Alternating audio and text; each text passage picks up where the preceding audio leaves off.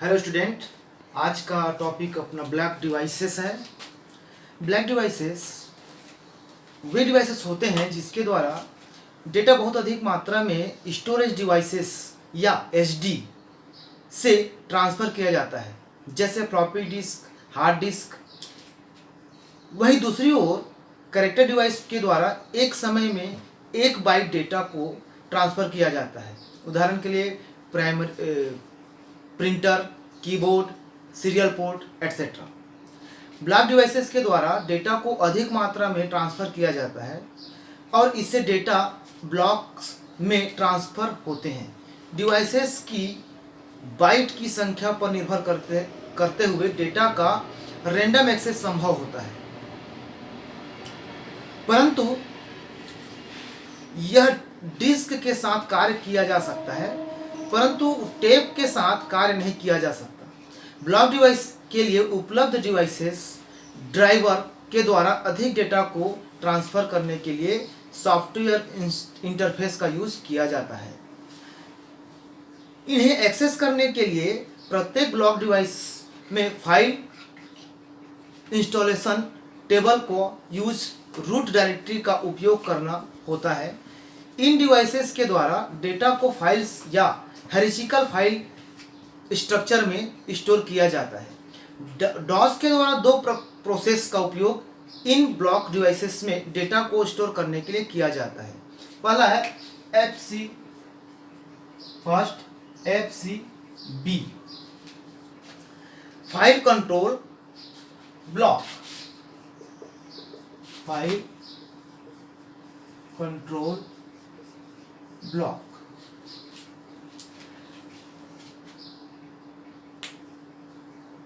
ना, ये block hierarchical file structure को सपोर्ट नहीं करता है। सेकेंड है न्यूमेरिक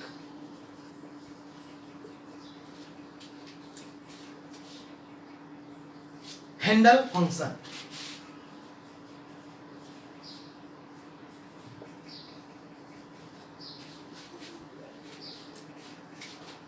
ये numeric handle function hierarchical file structure को सपोर्ट करता है। यहाँ एफसीबी का एक विशेष प्रकार का डेटा स्ट्रक्चर है जिसे फाइल का उपयोग करने के लिए उपयोग में लाया जाता है।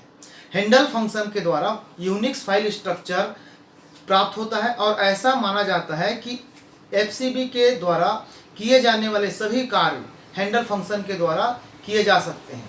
एफसीबी फंक्शन के कंपैरिजन में इसके द्वारा किए जाने वाले एरर रिपोर्ट अधिक सही होते हैं। इस केस में सिंगल 16 बिट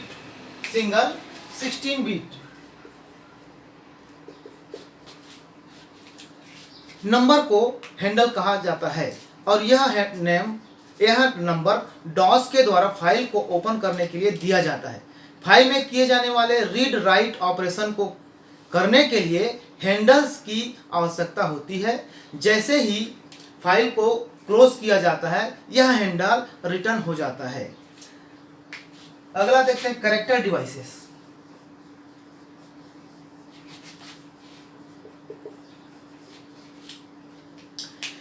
ये वे डिवाइस होते हैं जो एक समय में एक बार में पीसी को या पीसी से 1 बाइट डेटा ट्रांसफर करते हैं।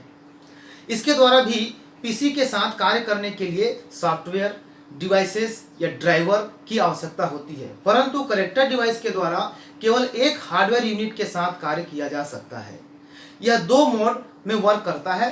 फर्स्ट है cook mode and then second raw mode.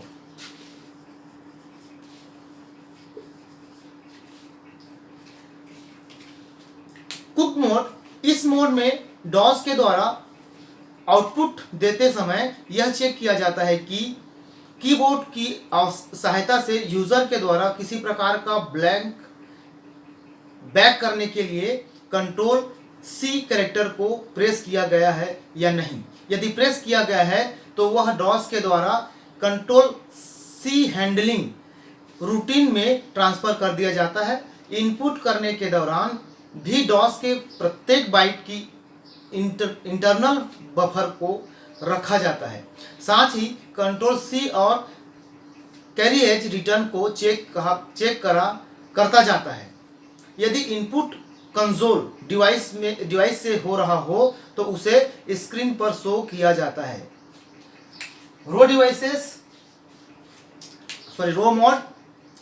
Row mode में इसके द्वारा कंट्रोल सी या दूसरे कैरेक्टर को चेक किए बिना रिक्वेस्ट की गई बाइट को रीड या राइट किया जाता है।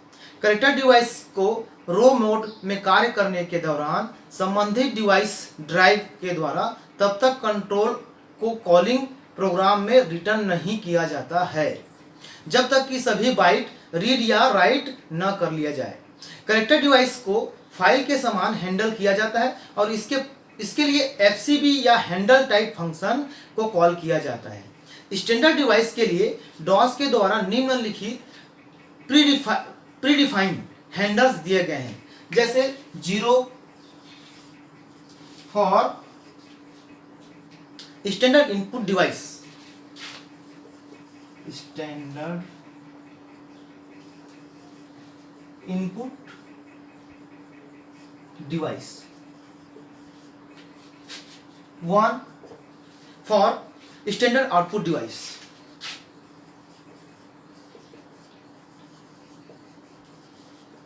Device 2 for standard error device,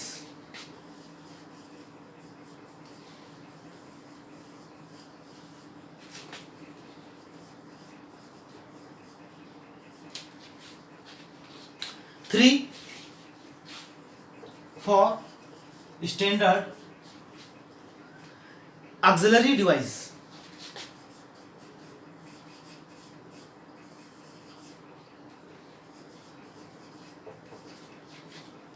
4 for standard list device,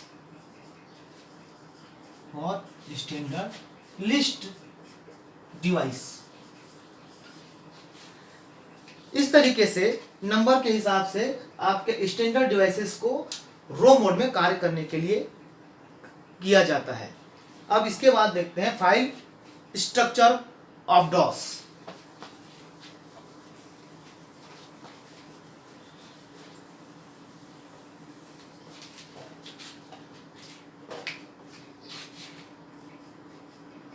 file structure of DOS. DOS के वर्जन 2.0 तथा हायर वर्जन यूनिक्स के समान हायरार्किकल फाइल स्ट्रक्चर को सपोर्ट करते हैं, जिसमें एक रूट डायरेक्टरी और इसके अंदर सब डायरेक्टरी उपस्थित होती हैं। किसी भी डायरेक्टरी में फाइल या सब डायरेक्टरी उपस्थित हो सकती हैं। करंट डायरेक्टरी को डिफॉल्ट डायरेक्टरी के रूप में उपयोग किया जाता है या स्टोर किया जा सकता है।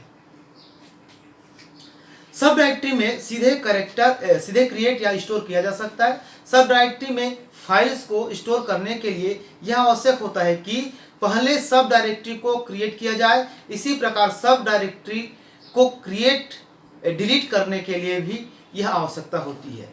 पहले उसमें उपस्थित कंटेंट को डिलीट किया जाए। डॉस के फाइल सिस्टम को नीचे डायग्राम में शो किया गया है, जैसे डायरेक्टरी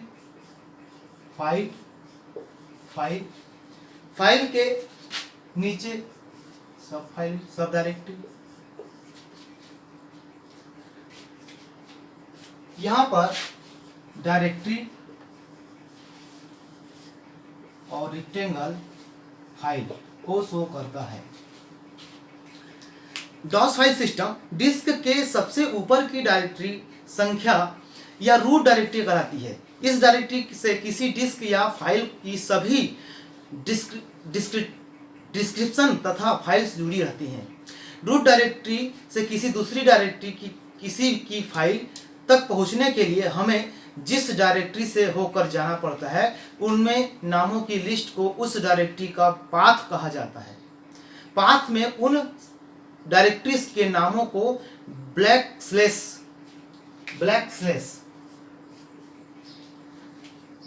चिन्ह द्वारा अलग किया जाता है। फॉर एग्जाम्पल, डॉस में हायरार्किकल स्ट्रक्चर को नीचे चित्र में दिखा रहा हूं। सो इसमें माना कि करेंट सब डायरेक्टरी वास्टर इस तथा हमें इस जिस फाइल को एक्सेस करना है वह इटर अतः इस फाइल के पाथ को भिन्न प्रकार से भी सिक्योरिटी किया जा सकता है या स्पेसिफाई किया जा सकता है, जैसे /master मास्टर के अंदर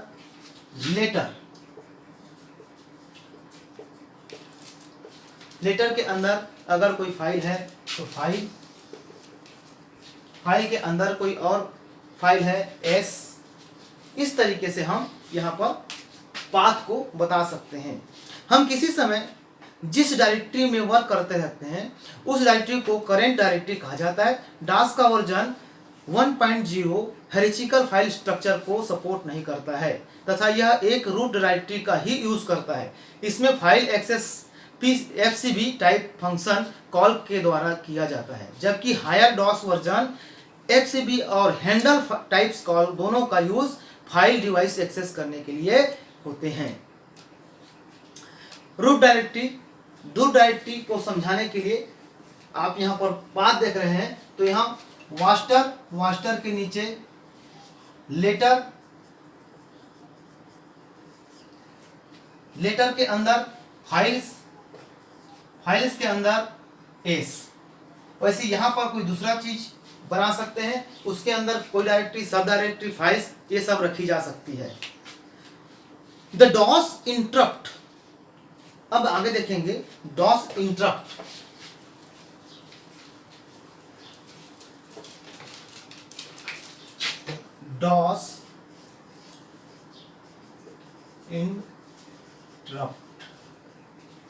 डॉस interrupts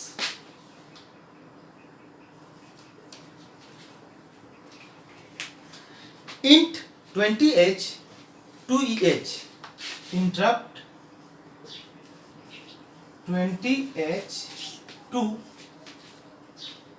2eh। डॉस द्वारा विभिन्न टाइप के डॉस इंटरप्ट प्रोवाइड किए जाते हैं जो निम्न है। int 20h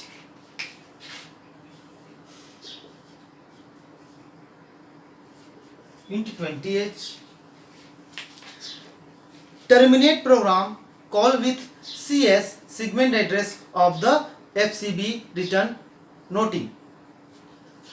the interrupt.com program को टर्मिनेट करने के लिए यूज किया जाता है। यह exe प्रोग्राम के यूज नहीं किया जाता।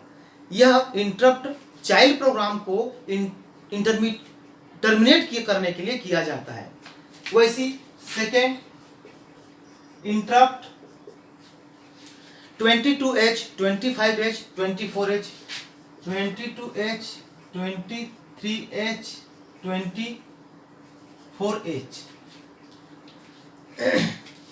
टर्मिनल 22h टर्मिनल एड्रेस को बताता है, 23h एड्रेस हैंडल को बताता है, 24h हैंडल क्रिटिकल एरर को शो करता है। ये तीनों इंटरप्ट डॉस या रैम बायोस इंटरप्ट की तरह प्रयुक्त नहीं होते हैं और न ही डायरेक्ट यूज किए जा सकते हैं। इंटरप्ट वेक्टर इंटरप्ट 32h के लिए पेरेंट प्रोग्राम इंस्टॉलेशन या एड्रेस स्टोर करके रखा जाता है, जो चाइल्ड प्रोग्राम टर्मिनेट होने पर कंट्रोल रिसीवर करता है या कंट्रोल रिसीव करता है।